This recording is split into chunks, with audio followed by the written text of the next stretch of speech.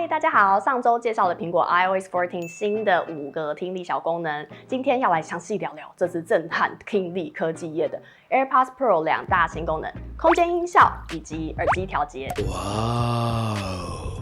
这个 AirPods Pro 的空间音效基本上是开启了虚拟实境的下一个纪元，还会让你知道这个空间音效是如何上下左右前前后后 ABAB 欺骗我们大脑的。还有耳机调节功能是如何根据你的听力度数进行个人化调整，让 AirPods Pro 通透模式的环境声音更清晰。再来就是业界一直传闻 Apple 要进攻助听器市场，其实我去年有想过去苹果应征听力学家，就是看准他们要进入这个市场，本来以为可能会专门推出一个新产品，居然只要更新 AirPods Pro 就可能成为初阶助听器。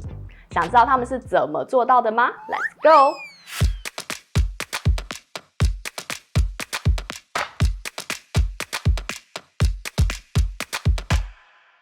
嘿嘿，你今天听见了吗？欢迎回到我频道 Hearing Action， 我是听力公主 Grace 鬼斯。在这个频道里，我会给大家带来超实用的听力相关主题以及最新的听力相关科技。所以不管是听觉困难朋友，或者是对科技新知有兴趣的朋友，都可以赶快订阅哦。首先我要介绍的就是荣获科技导读主编周清华认证，整场 WWDC 最吸引人的新功能 AirPods Pro 空间音效。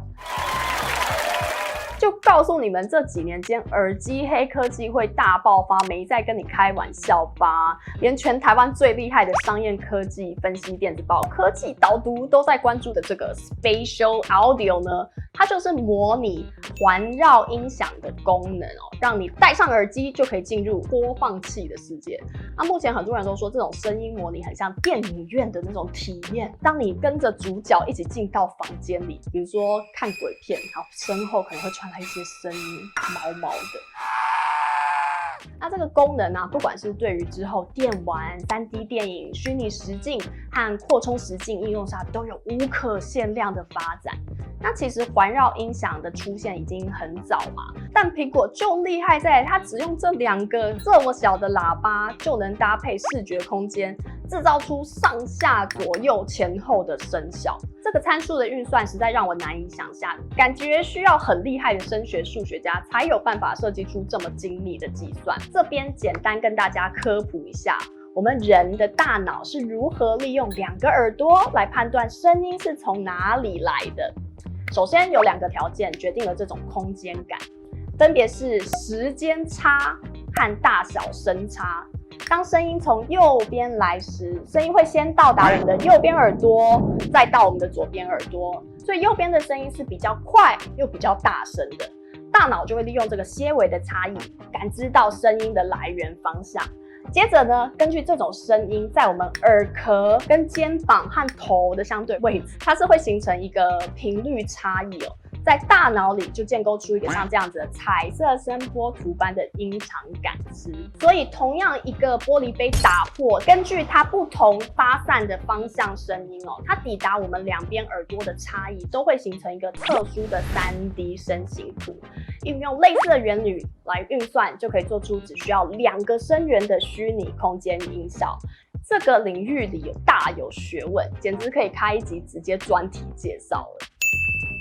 甚至苹果更进一步利用 AirPods Pro 与其他装置内建的加速感应器和陀螺仪来计算使用者转头时的数据差异，让声音可以一直固定在对的方向。再来就是 Headphone Accommodation 耳机调节功能，它可以根据你的听力去客制化它的频率反应，让你的通话、音乐还有听力品质有更清脆清晰的效果。有点像其他耳机厂牌的 EQ 等化器，但它不是直接给你一个频率器让你自己调的哦。目前它有2种方式调整，一种是它会根据你输入的听力图进行一些初步的听力检测，它会播放一些声音问你有没有听到，或者是放2种不同的声音问哪个你比较喜欢。另外一种呢，就是它内建的3种音效功能，有平衡音效、人声增强，还有明亮音效。其中 AirPods Pro 通透模式还有一个功能，可以增强环境音里的微小声音，像是有些人讲话比较轻声细语的